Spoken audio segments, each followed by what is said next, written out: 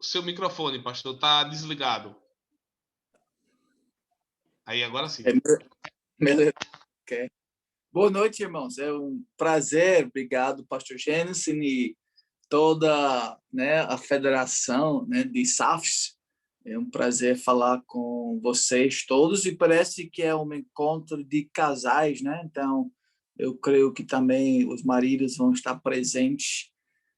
Como o pastor Jensen falou, realmente minha esposa fica numa correria muito grande e hoje tem família visitando a gente e nós temos um filho que está preparando para ir para a universidade ano que assim daqui uns 2 semanas. Então as emoções dela também está um pouco tá correndo muitas coisas acontecendo. Um filho está nos Estados Unidos também visitando os avós e o filho mais velho que tem 18 anos ele já está trabalhando. Então, as mudanças estão chegando em nossa vida. Mas, assim, tem sido um prazer de conhecer o pastor Jensen e a família dele. E também, em várias ocasiões, pelo menos 2 ou 3 vezes, eu consegui para a sua região e falar com os homens e tivemos outras oportunidades. Mas a primeira vez que eu consegui falar com, eu creio, este grupo. Então, mais uma vez, é um prazer para mim estar aqui com vocês e a tarefa que eu tinha nesta noite é de falar acerca de famílias saudáveis e igreja saudável. Então, queria fazer uma breve oração, pedir a bênção de Deus e aí a gente avança no nosso tempo, ok? Oremos. Senhor nosso Deus e Pai, Senhor Todo-Poderoso, cheio de glória e majestade, Senhor, nós não somos dignos de estar em tua presença, de receber de ti, Senhor, graça após graça. Mas obrigado, Senhor, por tua misericórdia, obrigado por tua salvação, obrigado por tua palavra, pela esperança eterna que nós temos por causa da obra perfeita do teu Filho amado Jesus Cristo. Senhor, pedimos que o Senhor aumenta nossa fé e fortalece, Senhor, nossas convicções. Até usa, Senhor, este momento para que teu Espírito Santo ilumine nossos corações, que nós possamos aprender mais da tua palavra, mais da tua boa vontade, que nossas famílias, Senhor, possam ser mais santos e, em consequência disto, que tua igreja, tua noiva, Senhor, se torna também mais bela aos teus olhos por causa da santidade que vem, Senhor, de ti. Então, abençoa teu povo nesta noite, dá-nos ouvidos para ouvir, Senhor. Livra-nos do erro e do mal, livra-nos do pecado, Senhor. Em nome de Jesus, teu Filho amado, é que nós oramos. Amém. Irmãos, é importante destacar desde o início, né, que a família é a instituição mais básica que Deus criou, né? Como vai a família, então, nós podemos dizer, vai todas as outras instituições, né? Incluindo, claramente, a igreja, né? Aquele família eternal santa, né? Que é chamada igreja, mas a igreja é feita por famílias. Então, a igreja, né, sendo composta por famílias, ele vai se tornar parecido com a família. Então, por isso, nós temos essa conexão desde o início, sendo muito claro para nós. Nós podemos ver que em Gênesis 1, né, primeira palavra, versículo 27, criou Deus, pois o homem, a sua imagem, a imagem de Deus o criou, homem e mulher os criou. E Deus falou com esse primeiro casal, né? E ele falou para eles, ele deu essas responsabilidades. E este casal era feito na imagem e semelhança de Deus, e era para ter filhos, e a glória de Deus, e a imagem de Deus na família iria espalhar ao redor do mundo, e o reino de Deus, a soberania de Deus, assim, a glória de Deus, a imagem de Deus iria espalhar através da família. Então, este foi assim o propósito de Deus para a família, né? Para esses fins. E o que acontece, assim, se nós viramos as páginas, né?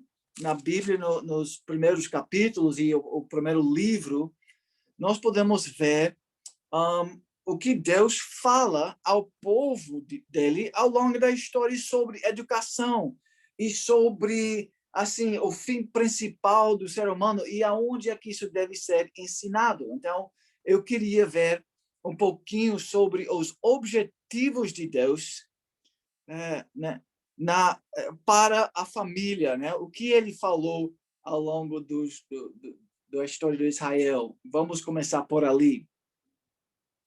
Nós podemos ver que o objetivo, eu gostei muito o que Von Groningen falou sobre o objetivo da família. Ele falou assim, quando falamos sobre a aliança da família, né, os promessas que são feitos, e a família, o casamento é uma aliança perante o Senhor. E quando nós falamos de aliança familiar, nós falamos basicamente de marido, mulher e filhos, família, né? Que foram chamados por Deus para refletir seu íntimo comunhão dentro da Trindade. Então, imagina, se ele está certo, eu concordo, eu creio, biblicamente ele está fazendo a análise certa, que a família deve refletir a família perfeita, que é o primeiro família, chamado a Trindade, Pai, Filho, Espírito Santo. Então, aquele amor perfeito, aquela santidade, né? Aquela dedicação um para o outro, aquele zelo em prol do nome do outro e do bem-estar do outro, isso sempre estava acontecendo na Trindade, a primeira família. E nós somos chamados e fomos criados em família para refletir esta imagem. Os israelitas, né? Nós podemos ver em alguns capítulos depois, de Gênesis 1 e 2, a história de Israel se desenvolvendo, o primeiro povo de Deus chamado para a glória, né, e o louvor do nome dele. Eles foram chamados, né, para um fim principal, né? E para chegar neste fim principal, eles também foram ensinados e foram colocados diante deles responsabilidades e privilégios em termos de educação dos famílias, em Gênesis 18, 19. Então, nós vamos refletir sobre coisas básicas que eu creio que pelo menos você já tem ouvido ao longo da sua vida. Se você é um novo convertido, talvez essas coisas vão ser novas, mas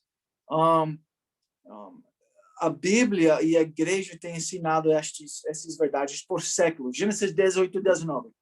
Eu o escolhi para que ordene a seus filhos e a sua casa depois dele, a fim de que guardem o caminho do Senhor e praticam a justiça e o juízo, para que o Senhor faça vir sobre Abraão o que tem falado a seu respeito. Então, esse primeiro, né, homem de fé, chamado Abraão, o primeiro homem que Deus chama, ele dá este objetivo.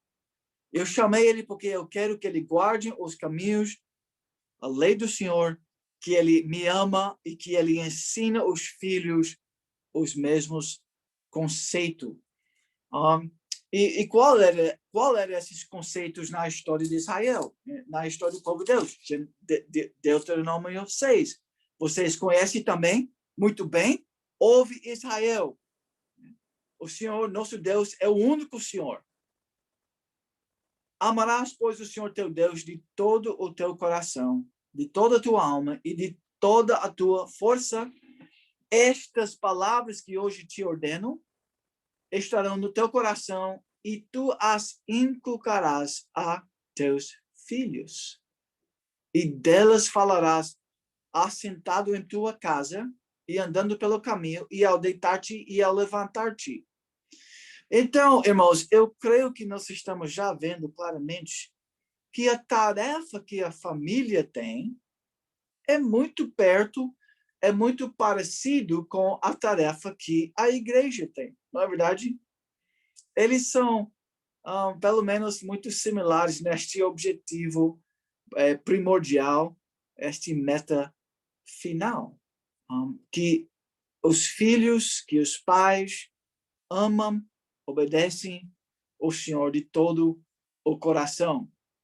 Aí nós podíamos pular alguns livros, né, em frente, mas é o mesmo tema, né? Ele é ensinado ao longo da história do Velho Testamento. Provérbios 1:7, né? O temor do Senhor é o princípio do conhecimento.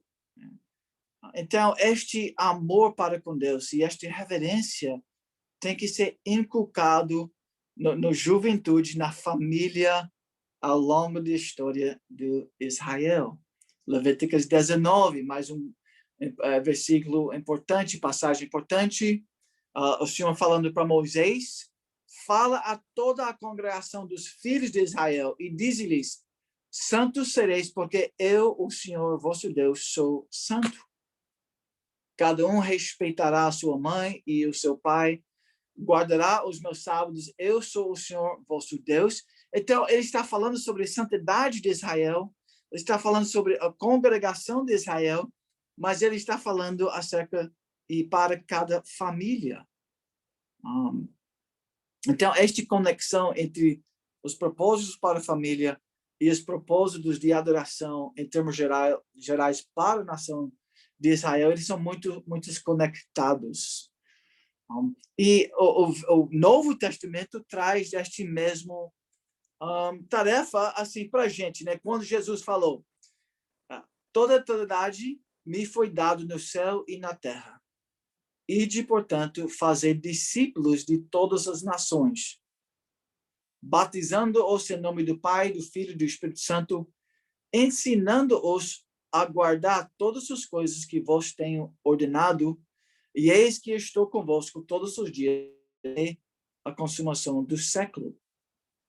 Então, Jesus, ele ensina este mesmo conceito sobre a prioridade da igreja de fazer discípulos, mas nós já temos visto que isto é feito em família, em grande medida, no dia a dia. Esta era a perspectiva do Espírito Santo no Velho Testamento. Aí, quando Jesus dá este ensinamento para a igreja de fazer discípulos e ensinando-os a guardar todas as coisas, então a igreja também tem esse papel de ensinar para que os famílias aprendam com a igreja como eles devem viver e obedecer a palavra de Deus no lar. Então, eu espero que nós já temos visto um pouco esta conexão entre a família e a igreja. Agora vamos analisar um pouco, né, esta conexão entre família e igreja em termos de adoração, ok? Porque muitas vezes eu creio que a gente pensa em adoração somente como alguma coisa que a igreja faz, mas não é uma coisa que a família faz no dia a dia. E eu espero que o Espírito Santo pode nos ajudar a nos entender que esta adoração deve ser alguma coisa que é feito em nossos lares, né? Todos os dias, e quando o lar se torna um lar que adora em espírito e em verdade, aí a igreja vai também ter esta característica, porque ele é feito, os componentes da igreja são famílias em termos gerais, né? Então vamos lá, vamos analisar rapidamente e brevemente esta ideia de adoração e o poder e o impacto de adoração em sua família que vai causar um impacto na igreja. Nós sabemos que a adoração talvez, né, é o tema central da Bíblia. Porque o problema central da Bíblia, certamente o problema central da Bíblia, em termos de tempo que é usado para falar acerca deste problema, seria idolatria, né? Se você podia calcular, né? Todos os lugares do Velho Testamento que fala acerca deste problema, idolatria, ele se torna o problema central. Então, a solução central seria verdadeiro adoração. E então só existe dois tipos de família e dois tipos de igreja, e todas as instituições, eles são controlados por adoração de dois tipos: adoração verdadeira ou adoração falsa. Então existe uma antítese, né, uma luta espiritual que está acontecendo ao nosso redor em todas as instituições. Existe uma luta espiritual, batalha, e esta batalha, o cerne do assunto, né, o que é mais importante e essencial nesta batalha, é a batalha de adoração verdadeira versus adoração falsa ou idolatria. E nós, os seres humanos, né, nós somos criaturas, a Bíblia explica, nós somos criaturas que adoram. Seus filhos e sua família é uma família, e seus filhos são filhos que adoram, sem exceção, isso ao redor do mundo. É assim que Deus criou o ser humano. Ele é uma criatura de adoração. Por isso, nós sempre estamos adorando. Nós estamos adorando beleza, esportes, fama, prazer. E este se torna, então, a batalha principal em nossos lares. O apóstolo Paulo, ele deixa isso claro em, por exemplo, Romanos capítulo 1, né? Onde é dito que nós só temos essas duas opções, né? Romanos capítulo 1, eu creio que vocês lembram esta passagem. Eu vou lá rapidamente para ler para vocês. Romanos 1, eu vou ler versículos 25, eu vou ler versículo 25, tá? Pois eles, né, mudaram a verdade de Deus em mentira, adorando e servindo a criatura em lugar do Criador. Então, tem duas opções para o objetivo de adoração, diz o apóstolo Paulo aqui. E talvez isso se torne muito intelectual.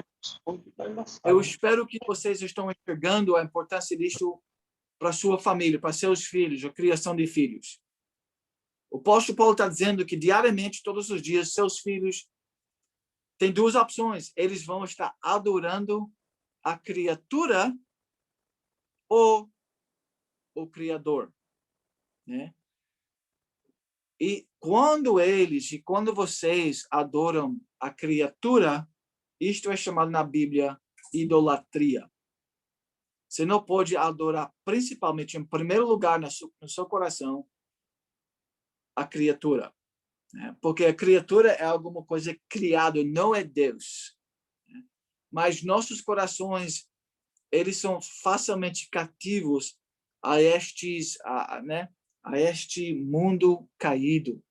E nosso coração é muitas vezes conectado com isso. Se torna nosso problema central. E isto é o testemunho de muitas passagens bíblicas como Efésios capítulo 2, e Tiago 4 e várias outras passagens. Então, irmãos, aquele trabalho que nós façamos em casa e na igreja é o trabalho de verdadeira adoração. É o trabalho de formação espiritual. Este é o objetivo da criação de filhos e de uma família forte. O objetivo final e principal é de criar ali verdadeiros adoradores, né? Que vão adorar em espírito e em verdade. Então, a adoração é central para a sua vida. Ele controla o seu destino, seu caráter, sua personalidade, a maneira que você vai falar e trabalhar e se relacionar com outras pessoas. O aspecto central disto é a adoração. E lembra que só tem duas opções: adoração verdadeira e adoração falsa. Agora, por que isso é importante, esta ideia de adoração, né? Irmãos, isso é drasticamente importante. Eu sei que pastor Jenison tem destacado isso muito, e nós falamos muito sobre os ídolos do coração, né? E a Feira da Vaidade é um livro que eu gostaria de recomendar para vocês, que queiram fortalecer suas famílias e entender como funciona o coração do ser humano biblicamente definido. A adoração é central. Ele é a influência controladora mais influente da sua família e da sua própria personalidade e caráter. Então, a Bíblia ensina, e nós não temos tempo para abrir todas essas realidades, são realidades e verdades básicas, né, fundamentais da palavra de Deus. No livro de Salmos 115, por exemplo, a Bíblia ensina que você se torna parecido com aquilo que você adora, né? Então, sua família vai se tornar parecido com aquilo que você adora, né? Seu filho vai se tornar parecido com aquilo que ele adora. Mesma coisa para sua filha. Agora, isso vai ajudar a gente a entender muito claramente o objetivo diariamente em nossos lares. Qual é o objetivo? O objetivo final seria, né, a restauração da imagem de Deus que foi quebrado em Gênesis capítulo 3. Lembra que eu li para vocês Gênesis capítulo 1? Onde Deus criou o ser humano na imagem e semelhança dele, e foi através de adoração falsa, né? Eles começaram, Adão e Eva, a acreditar no mundo, eles já acreditaram na criatura, Satanás, na sua própria voz. Eles começaram a acreditar no voz né, de Satanás, em vez do Criador. Então, esta falsa adoração que aconteceu com a primeira família é que causou que aquela família... As conjugações verbais estão difíceis, me perdoa, mas causou que aquela família se tornou triste, aquela família se tornou pecador, aquela família... o primeiro filho matou, né, o irmão dele. E a partir da queda, a imagem de Deus sendo quebrada é que gera todos os ódios, homicídios, guerras, pobreza, injustiça, tudo que você pode imaginar de ruim começa com uma adoração quebrada. Então, irmãos, se é isto que causou a morte espiritual, uma adoração quebrada, o que isso significa para sua família? Se sua família está quebrada, e a igreja é feita de várias famílias quebradas, aquela igreja vai estar quebrada. Isto é ou notícia ruim, né? Mas lembra que isto não é a vontade de Deus para sua família. Ele não é o ser humano na imagem de Satanás. Ele não criou você na imagem da criatura. Ele criou você, Gênesis 1, 26, lembra? A nossa imagem, na Trindade, né? A nossa imagem, conforme a nossa semelhança, ele criou o ser humano. Então, o objetivo de Deus para sua família é que vocês refletem a imagem de Deus. Isso é muito claro. E em Gênesis 1, 31, a Bíblia nos ensina aquilo que Deus criou. Isto é muito bom. Tudo que ele criou, isto é muito bom. Então, uma coisa, irmãos, que nós podemos deduzir com certeza absoluta é isto. O objetivo de Deus para minha família é que eu, pessoalmente, pai, esposa e cada filho, que nós, esta pequena igreja, que nós refletimos a imagem de Deus. Nós refletimos o caráter de Deus. Isto é muito bom. Gênesis 1:31. Nós podíamos ver isso, o apóstolo Paulo também confirmando isto. O objetivo da vida cristã é se tornar mais parecido com Cristo, que é Deus. Este é o mesmo verdade que é ensinado no Gênesis capítulo 1, versículos 26 a 28. Que o homem foi criado à imagem e semelhança de Deus. Mas foi esta imagem que foi quebrada. Em Gênesis capítulo 3, isso explica todos os problemas, né, da raça humana. E isso explica também os problemas no seu casamento. Isso explica também os problemas com seus filhos. Isto explica o problema em nossas igrejas. Mas Deus é bom e cheio de misericórdia e graça. E ele não deixou o homem naquele estado de miséria sem esperança. Mas ele agiu em amor, porque ele é um Deus de amor.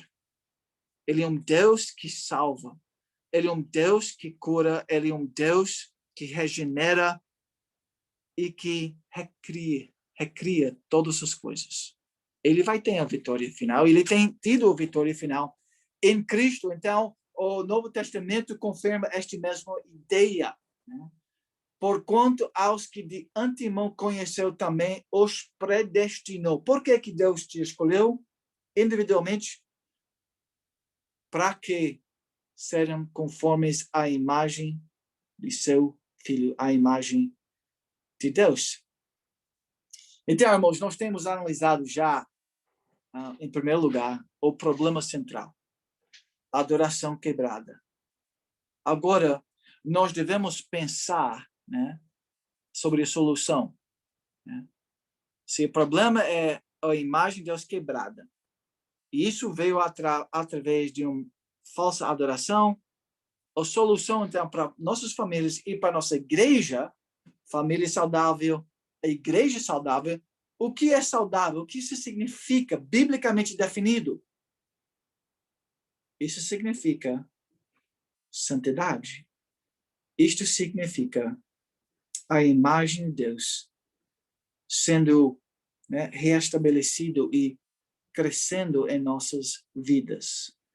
Este é o trabalho da família, isto é o trabalho da igreja, santificação. Então, a verdadeira adoração não é somente alguma coisa que a igreja deve estar ensinando, mas cada pai, cada mãe, diariamente, eles devem estar ensinando isso e agindo em conformidade com este princípio, a verdade de adoração. Né?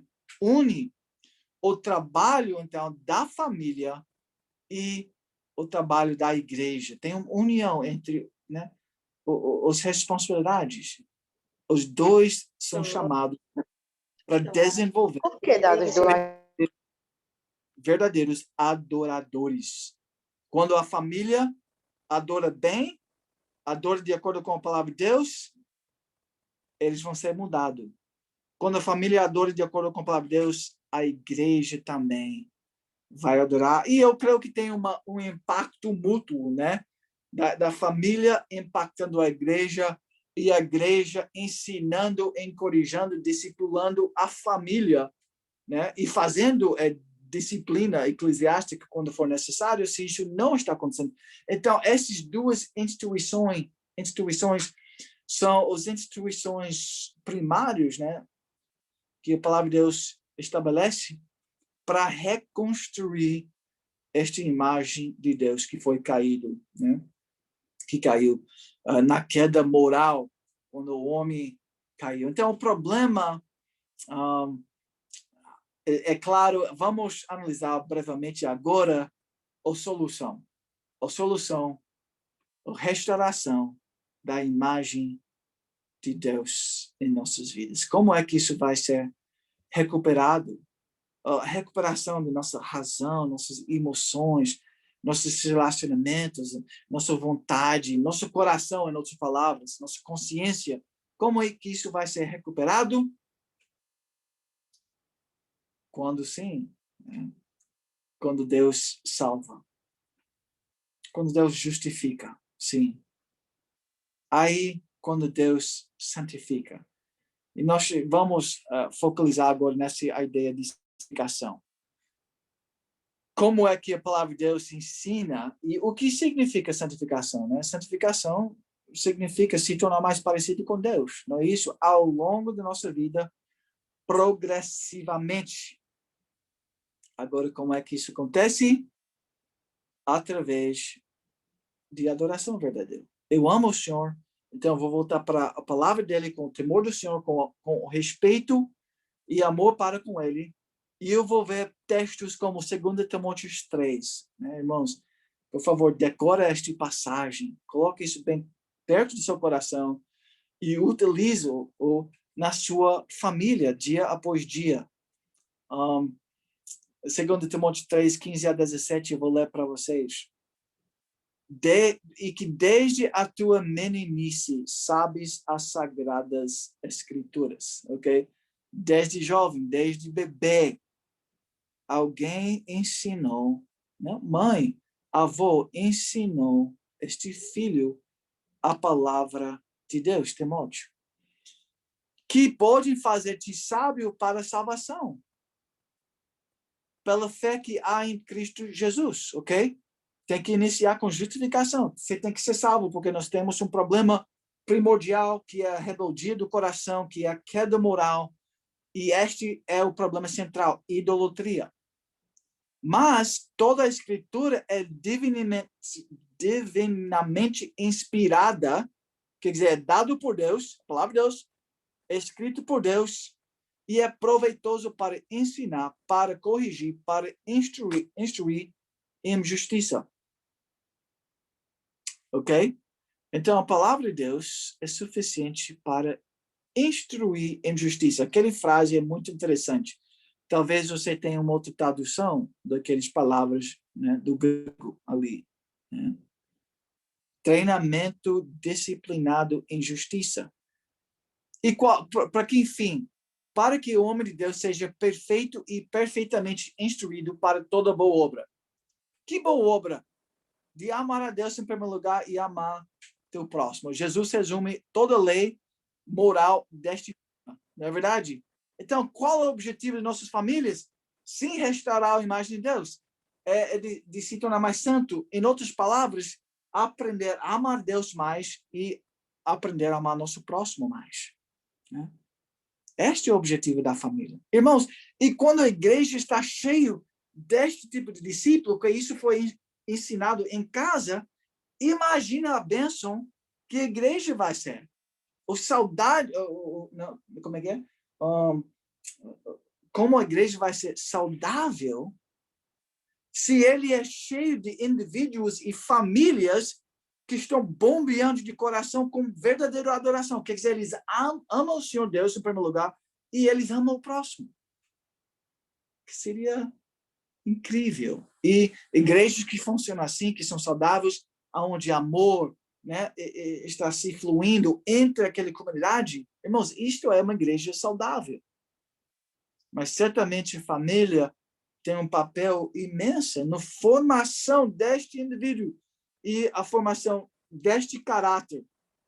Isto é desenvolvido primariamente na família, porque é a mãe, é o pai que tem a responsabilidade de treinar dia após dia, disciplinadamente, em justiça. Este que o texto diz. E né, a palavra de Deus ensina, então, que nós devemos, pais e mães, ensinar dia após dia. Nossos filhos têm que despojar do velho homem, do pecado na vida deles e revestir todos os dias com justiça, com santidade, com amor. Em vez de ira pecaminoso, tem que se revestir com amor e paciência. Em vez de palavras tortas, tem que se revestir com palavras que edifica.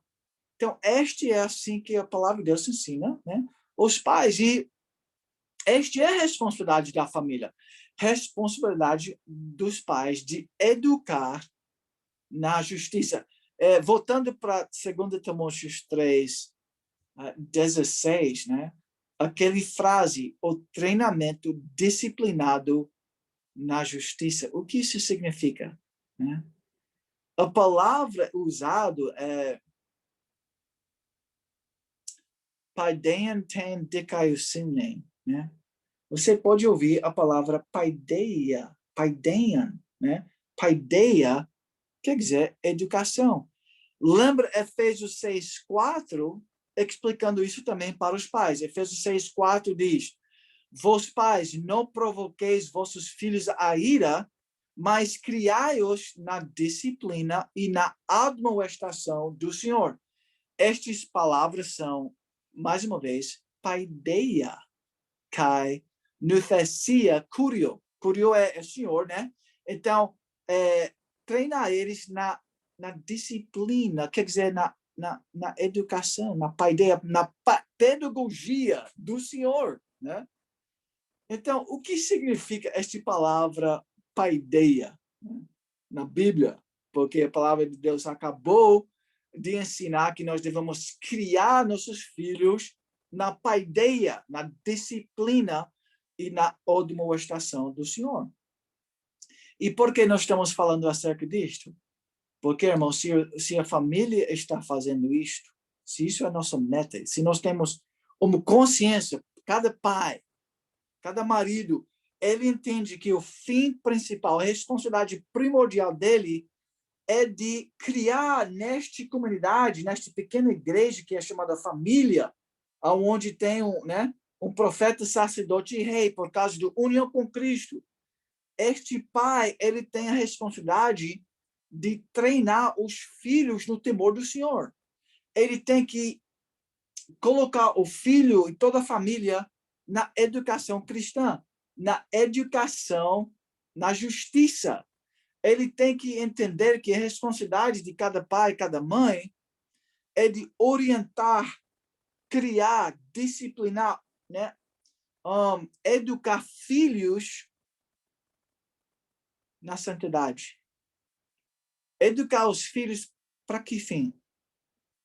Que eles podem ser perfeitamente, né, completamente habilitados para toda boa obra. E a Bíblia é o manual perfeito para ensinar isto.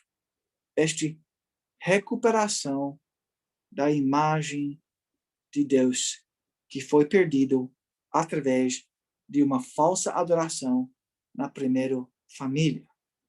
É recuperado através de uma verdadeira adoração em todas as famílias de Deus ao longo da história. Então, isso que significa educação paideia, treinamento disciplinado em justiça.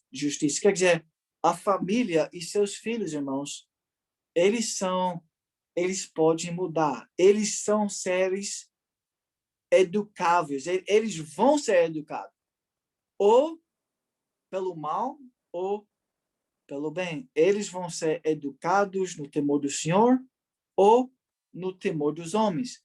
Eles vão ser educados para uma verdadeira adoração ou uma falsa adoração. E esta guerra, esta antítese está atuando no meio de cada coração. Então, um pai valente, um pai de forte, um pai líder, é um pai que reconhece esta grande batalha que está acontecendo no coração da esposa, do filho, e ele está orientando e educando de acordo com os padrões da palavra de Deus.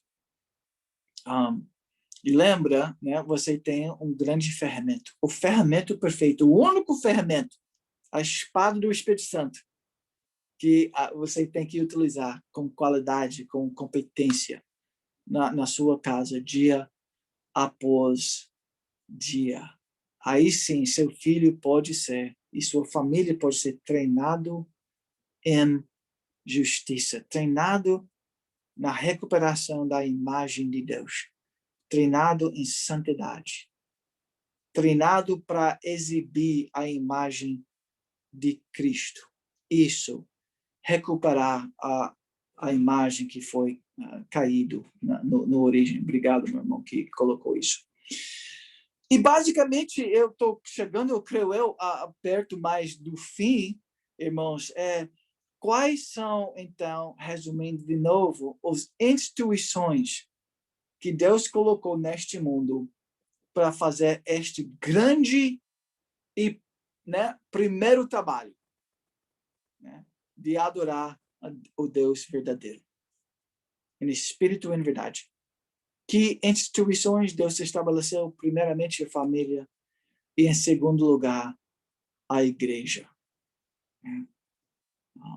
Então, esta é a nossa tarefa, de pessoalmente, dia após dia, exercitar, né, malhar espiritualmente, de entrar na academia de Cristo e meditar, ler, orar, louvar, estudar, falar de acordo com a palavra de Deus. E a gente tem que fazer isso, a Bíblia diz, com disciplina. Quer dizer, rigorosamente, porque o inimigo, ele tem um alvo primário, que é a família. Ele quer destruir a família. Eu acho que todo mundo viu o que Burger King está dizendo, né, sobre família. Vocês viram? O ataque não é secundário hoje em dia. O ataque é frontal.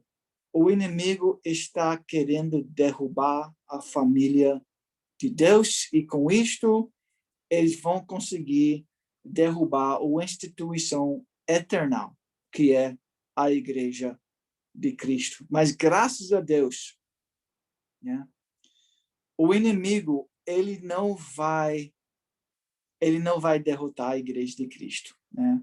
O evangelho vai conquistar, porque o sangue do Cordeiro é poderoso. Meus irmãos, nós precisamos amar este Salvador, e nós precisamos amar este Deus, e nós precisamos, então, com zelo, com dedicação, como sacrifício vivo, entregar nossas vidas a Ele e ensinar, discipular nossas famílias para a glória de Deus. Então, irmãos, fazendo isto, o que vai acontecer na igreja, né? Se a família está adorando assim, imagina como que vai ficar a igreja, se a igreja é cheia deste tipo de família. E quanto mais famílias que vivem assim, quanto mais saudável vai ser a igreja de Cristo. Eu creio que talvez em nosso discurso, né, depois, talvez se vocês têm algumas perguntas, o pastor Jensen falou que talvez tenha alguns momentos, nós podíamos falar talvez sobre alguns mecanismos, né, de como tentar fazer isso com mais, né, disciplina, com mais responsabilidade em nossos lares. Por exemplo, nós podíamos falar acerca de culto doméstico, né, e um pouco mais talvez sobre a educação de nossos filhos, como isso é efetuado. Mas eu queria, então, concluir com estes pensamentos, irmãos, sobre verdadeira adoração, que isso tem que se tornar o objetivo primário de nossas famílias, de cada indivíduo, cada pai, cada mãe, e esses dois unidos, ensinando isso para cada filho. Não é opcional aqui na casa. Eu e minha casa serviremos ao Senhor, diz Josué, né? Então, nós vamos disciplinar, orientar, amar, corrigir, falar a verdade dia após dia no lar. Eu creio, irmãos, que a palavra de Deus é verdadeira. Fazendo isso, Deus vai abençoar nossas famílias, e com isto, a igreja de Cristo também vai ser abençoada. Então, Que assim seja em nossas famílias, que nós podemos lutar contra o pecado, né? Contra a falsa adoração, dia após dia, e com isso a Igreja de Cristo seja embalecido, crescido, mais cheio de beleza santa de Deus. Que assim seja para o louvor e glória de Deus. Amém? Amém. Tá bom, meu irmão. Irmãos, como o pastor falou, né, eu acertei com ele dele falar em torno de 40 minutos a 1 hora.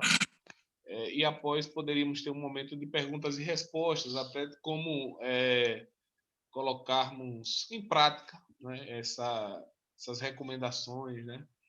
Então, aquele que tiver alguma pergunta, alguma colocação, por favor, tem uma mãozinha aí no... Você pode levantar a mão mesmo, mas tem uma mãozinha aí no Zoom que você pode levantar e aí a gente organiza aqui essas perguntas, né?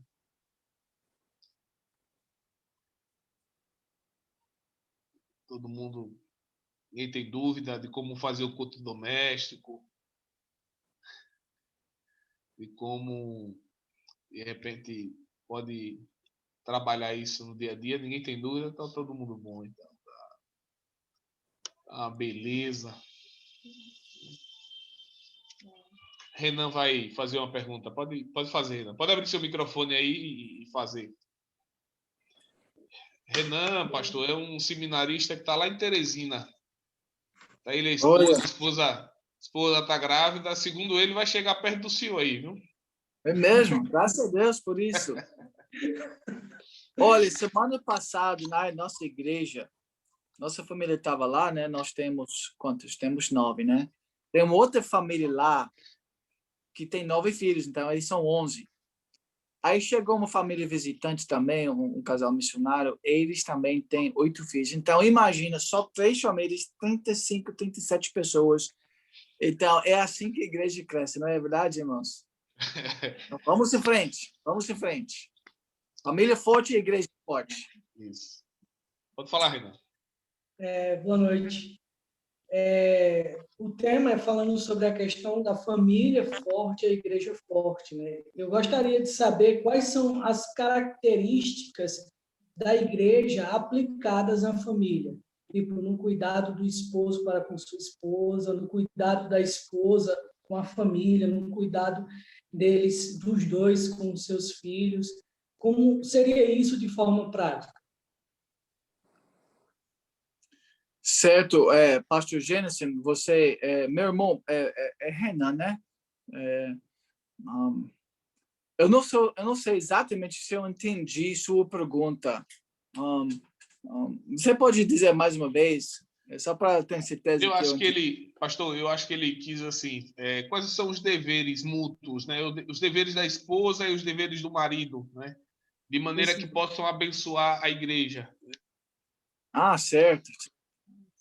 Não, então, tudo bem, né? O marido, né, é chamado para ser o líder nisto tudo, né? Então, ele não pode ser passiva. E, infelizmente, isso foi um dos primeiros problemas de Adão. Eu reconheço esta tentação e é muito fácil para o homem ser passivo nessas grandes responsabilidades. Então, a igreja vai ser fortalecida quando nós temos homens responsáveis e fortes, homens que são líderes, né? Então, o homem é chamado para ser líder. O homem é chamado para amar a esposa, como Cristo amou a igreja. Então, nós podemos ver algumas características que, né, a Bíblia ensina para o homem. Ele tem que ser líder, ele tem que ser amante, ele tem que ser aquele que conhece a esposa, 1 Pedro 3:7. Né, essas são as qualidades e características que o homem tem que ter. Aí a esposa, né? Gênesis capítulo 2, né? E verso, qual é a passagem? 2:18, né? 2:18, a primeira palavra. Deixa eu ler para vocês, tá? A responsabilidade do homem, Gênesis 2, as primeiras palavras de Deus para Adão. Ele falou assim, exatamente, Tomou, pois, o Senhor Deus ao homem e colocou no jardim do Éden para o cultivar e o guardar. E 3 versículos depois, em Gênesis 2, 18, ele falou, disse mais o Senhor Deus, não é bom que o homem esteja só. Falei uma auxiliadora que lhe seja idônea. Quer dizer que a esposa é chamada para ser auxiliadora, né? E nós estamos falando para a sociedade auxiliadora, né? Feminina. Então, isso é certamente baseado na palavra de Deus. Nossos dias, isso tem sido arruinado por causa do feminismo e muitas outras ideologias que têm entrado na igreja, infelizmente. Mas Deus também é chamado de auxiliador do povo dele. Então, na verdade, este é meramente mais um aspecto do ser de Deus, de ser um auxiliador. Então, é uma coisa muito bela quando é bem entendido, quando o homem ama a esposa e a esposa é submissa. Então, irmãos, esse é o ideal. Infelizmente, falsa adoração, pecado tem entrado em nossos corações, e isso que causa esses conflitos. O homem é passivo, ele não é líder. A esposa, muitas vezes, então, em reação, ela quer tomar liderança, ela quer agir, empurrar, etc., em vez de ser humilde e submissa. Então, essa sempre vai ser a grande luta. Mas quando um casal consegue fazer isto, não perfeitamente, eles vão ser, sim, um bênção ali na igreja, e quando os filhos também aprendem, né, a viver assim, os homens tomando a liderança em amor, para cultivar e guardar, para proteger e para causar que a família, que o relacionamento, que o coração dos outros florescem com frutas boas e belas para a glória de Deus. E isto é a tarefa do homem, ser o líder neste trabalho, de ver que a igreja está florescendo com frutos do Espírito Santo. Esta é a primeira tarefa do homem, ele tem que ser um líder nisto. E a esposa, a mulher, tem que ser auxiliadora. Então, eu espero que isso, pelo menos, em parte, respondeu esta pergunta para você, Renan.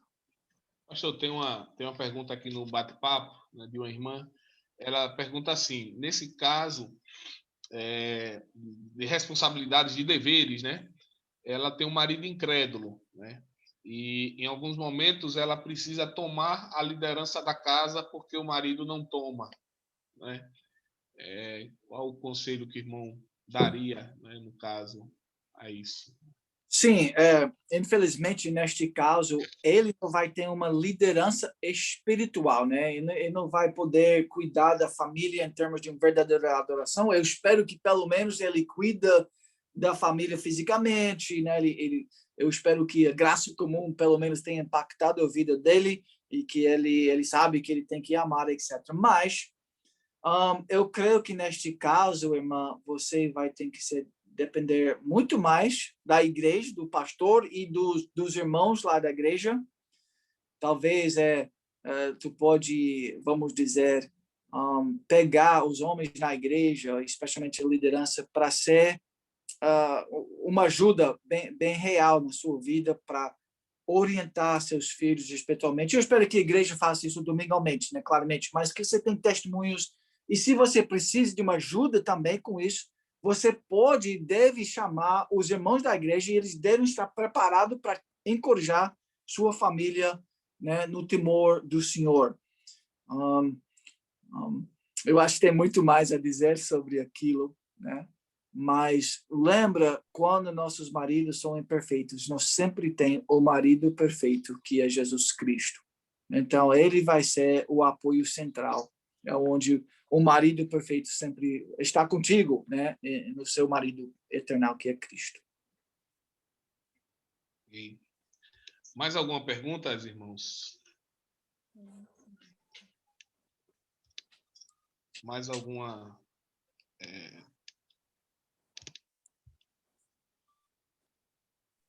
Eu tenho uma pergunta, mas eu não sei Pode perguntar, Marcelo. fazer, né? Tá. Então, pastor, o senhor falou muito, né, que somos tendenciosos a adorar e por conta disso acabamos sendo idólatras. E é bem difícil para a gente identificar que estamos sendo idólatras, né? Assumir, enfim, encarar essa realidade. E quando nós identificamos isso nos nossos filhos, eu sei que em cada fase existe uma forma diferente de corrigir, mas como proceder, como mostrar a ele que ele está idolatrando a outras coisas que não são o Senhor? Não Hum, saberia como orientar meu filho nessa hum, situação. certo. E é muito boa pergunta, obrigado por esta pergunta.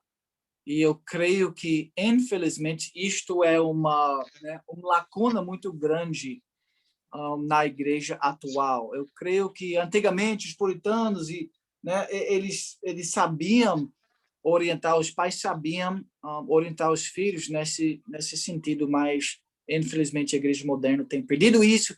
Por isso é uma pergunta tão valiosa, porque isso tem que ser recuperado dentro de nossas igrejas. Como é que nós podemos ajudar nossos filhos? Nós podemos fazer perguntas boas, né, para nossos filhos, né? Nós perdemos também a capacidade de falar bem com nossos filhos sobre esses temas tão centrais, vamos dizer, de dissectar ou de entrar no nível mais profundo da alma de nossos filhos. Mas, assim, perguntas às vezes são fáceis, tipo, o que você estava desejando naquele momento? E se a resposta é né, eu queria qualquer coisa, né, em primeiro lugar, que não é de Deus, pode ser, eu queria ser amado, eu queria que o time me aceitasse, eu queria que eu podia fazer uma performance melhor, eu queria que aquele menino me amasse, etc. Toda a resposta vai vir do coração da criança. Então, ele vai dizer o que é importante, o que ele valoriza. E a gente tem que sempre estar ensinando eles que eles têm que valorizar Cristo, Deus, o Criador, acima de tudo. Então, como é que nós podemos saber se nossos filhos caiu ou nós mesmos, ou qualquer pessoa, caiu na idolatria? Basicamente nós podemos perguntar, nós pecamos? Se sim, nós caímos na idolatria. Porque pecado é quase sinônimo com idolatria. Nós escolhemos nós mesmos, orgulho, né? Que é chamado. Orgulho é egolatria, é uma adoração do eu. Então, quando a gente ama, em primeiro lugar, a criatura em vez do Criador, nós caímos naquele problema de idolatria. Então, infelizmente, isso é muito mais comum. Na verdade, isso é a batalha principal de cada alma, cada coração. Nossos filhos, diariamente, e eu e vocês, nós estamos lutando com idolatria diariamente, mas muitas vezes nós somos cegos para esta batalha central, que está, assim, uma guerra, assim, como chama, né? Uma guerra forte em nossas almas diariamente. Mas, infelizmente, nós nem sabemos que essa guerra está acontecendo aqui. Mas é muito mais comum do que a gente reconhece muitas vezes. Quer dizer, seus filhos provavelmente lutou com idolatria hoje e provavelmente não, talvez só uma vez. Às vezes nós temos tipo um estado de idolatria, onde nós só estamos preocupando com nós mesmos em vez de Deus. Poxa, eu gostaria que o pastor Jensen e outros aí podiam comentar, porque eu sei que tem muitas coisas boas para dizer também sobre idolatria e como ajudar. Se eu podia recomendar um livro, né? Você tem um livro chamado Os Ídolos de Coração e a Fé das Vaidades, de David Powlison. Você pode ler, por favor, mães e pais, ler, né? Qual é o livro de Ted Tripp? Pastoreando o Coração da Criança. Pastoreando o Coração da Criança. Tem uma irmã, Elise Fitzpatrick, que escreveu um livro que vai te ajudar muito, irmã, chamado Ídolos do Coração. Esse é um início boa, né, para você entender como entender essa doutrina, essa teologia de adoração e falsa adoração que é chamada idolatria. Vai ser muito importante para a sua família. Perfeito, pastor. Obrigada. Eu acredito, pastor, que assim as questões que você colocou são bem pertinentes, né? E essa questão do questionamento ao filho, né? Até porque como a gente está falando de uma idolatria que está arraizada no coração, então está dentro dele, né? Então, primeiro ele vai ter que externar para que nós possamos então poder corrigir, né? Poder ajudá-lo a isso, né?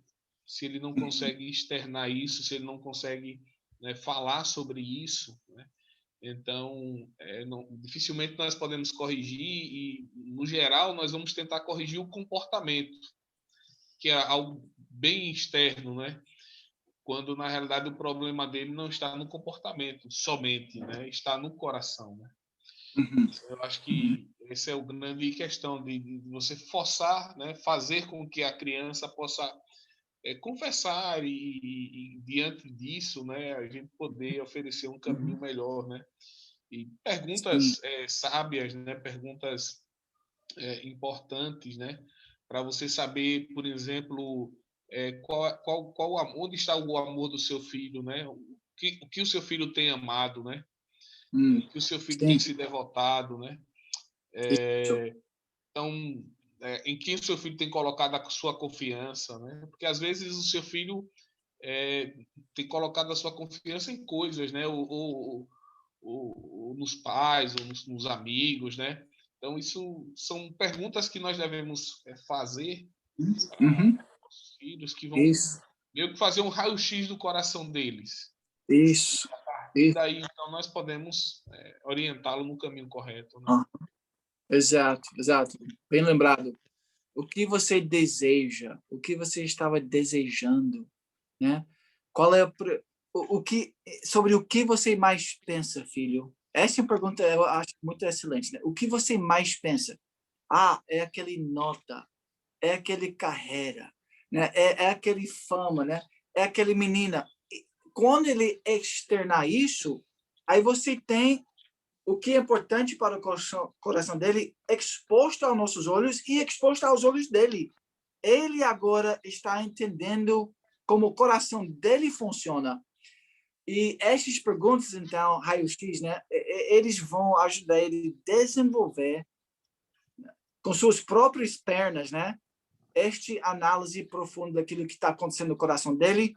E eu espero que ele se torne guerreiro contra a idolatria e em prol de verdadeira adoração. E quanto mais jovem ele consegue fazer isso, quanto mais liberdade, ou pelo menos ele vai entrar na batalha com mais, né, mais cedo. Isso é melhor. Eu entrei na batalha, assim, vamos dizer, espiritual com mais sabedoria, só com 20 e alguns anos. Eu vivia com temor dos homens por décadas, né? E eu era um cristão reformado, cresci numa lar cristã, mas eu não sabia o nível e a profundidade desta guerra interior.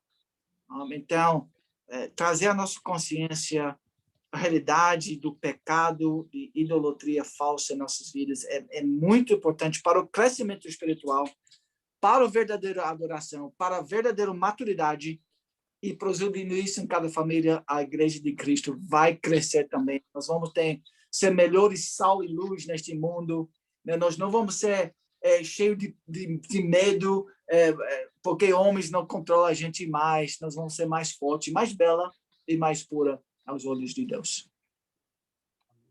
Mais alguma pergunta?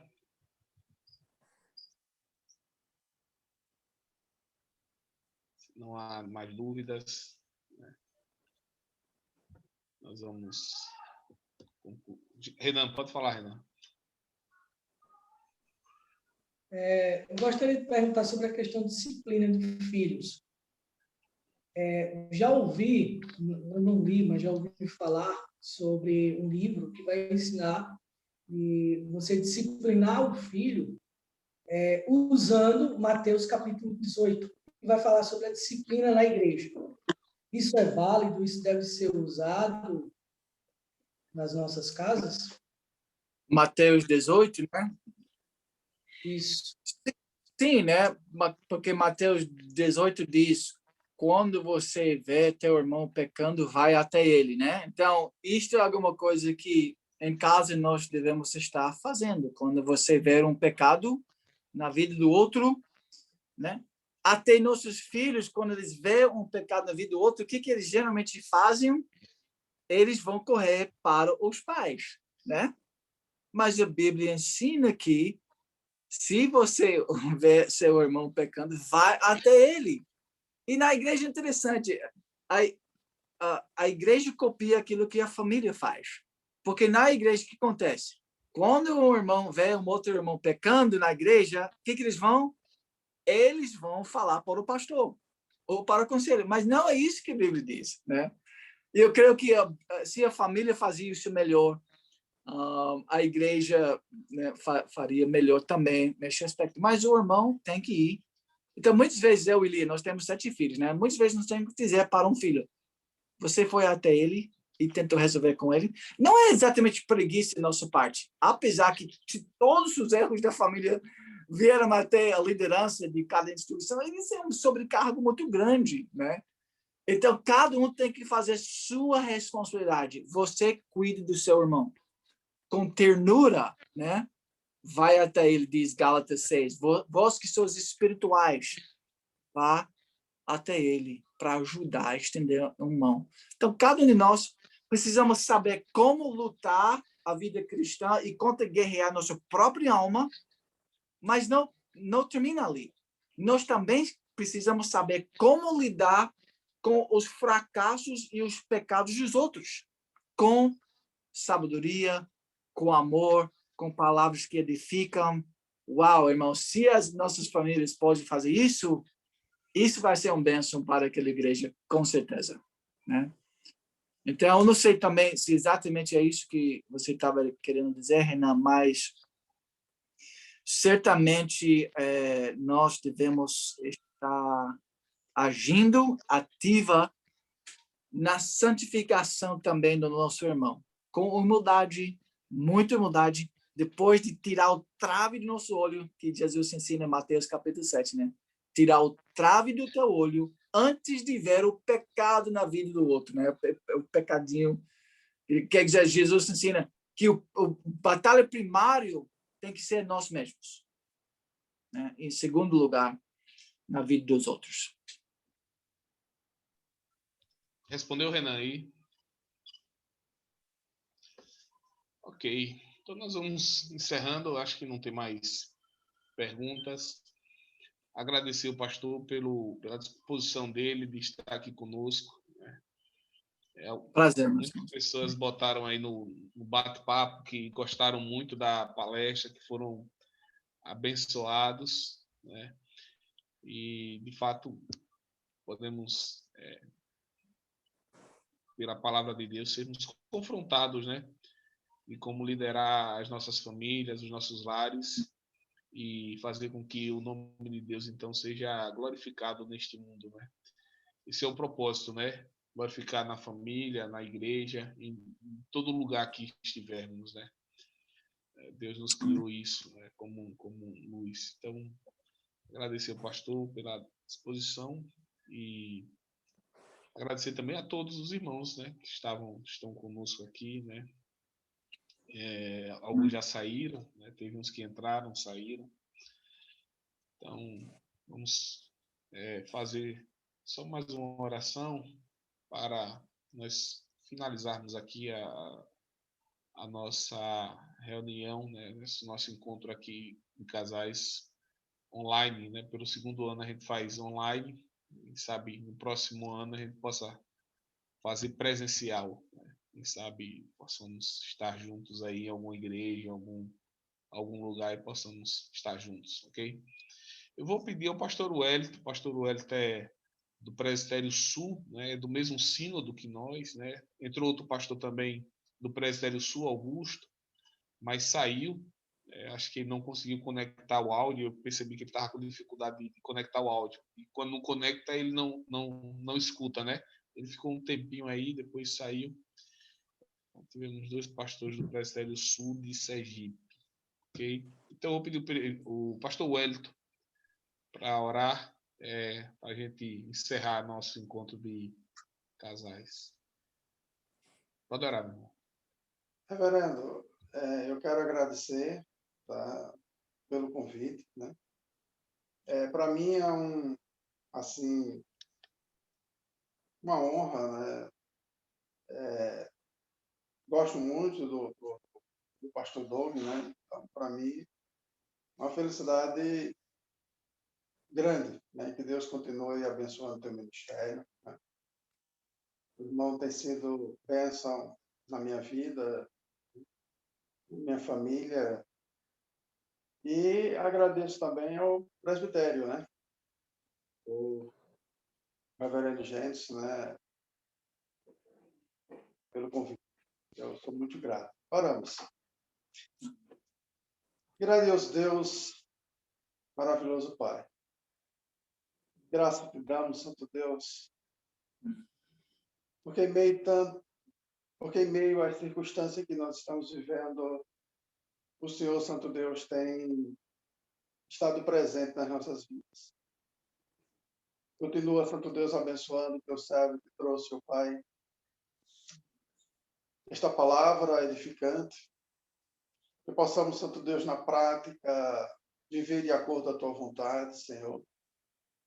Abençoa, Santo Deus, cada família do nosso presbitério, ó Pai, das nossas igrejas.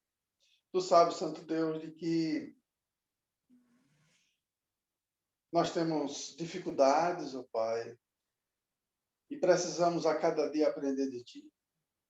Sim. Mas nós te louvamos, ó Pai, porque o Senhor, Santo Deus, tem nos dado os meios de podermos nos santificarmos. Então, continua, Santo Deus, abençoando a cada servo, a cada família. Nós somos gratos, ó Pai, por tudo que o Senhor tem feito, Santo Deus. Porque eu entendo, ó Pai, como um milagre que o Senhor tem feito em nossas vidas. Continua, ó Pai, abençoando. Nós somos gratos no nome do Senhor Jesus. Amém. Amém. Amém.